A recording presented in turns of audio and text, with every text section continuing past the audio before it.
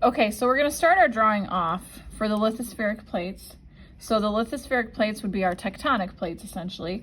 And we're going to have some heat in the center of the Earth. And we're going to say that that is our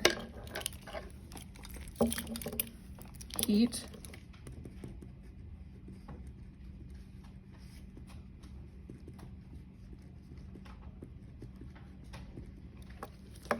We're going to use some, now we're going to have some convection currents in here. We've talked about those already. We're going to use some red to make it come up along the boundaries because it's being heated from the center.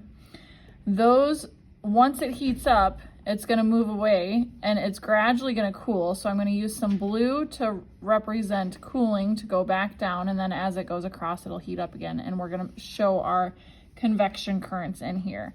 So I'm going to get those drawn up quick.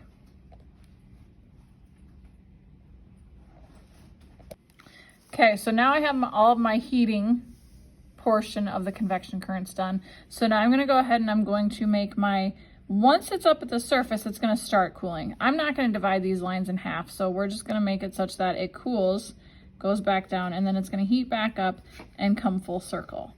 And then I'll go ahead and finish those. So here we have, with our cooling is complete. So you can label the heating and the cooling so that you know what's what, and color code these so you can tell hot and cold. These broken lines here, we're going to say are the tectonic plates. And we know that the entire Earth is made up of a bunch of tectonic plates. So from this perspective, we're looking at the view of the tectonic plate being this piece here. The lithosphere is made up of the crust and upper mantle.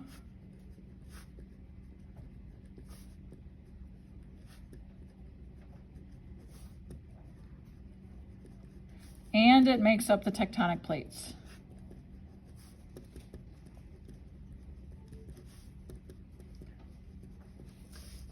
Okay.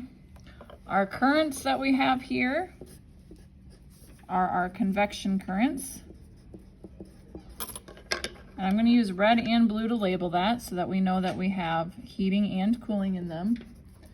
And these are what are responsible for moving the tectonic plates, which we've already discussed. Okay, so now looking at your two types of crust, we've got our oceanic crust, we've got our continental crust. We've talked about those a little bit. We're going to talk a little bit more about the details of them and make sure we understand those. So the oceanic crust is more dense, which then means our continental crust is less dense, which hopefully you know that density means that it has more stuff in it.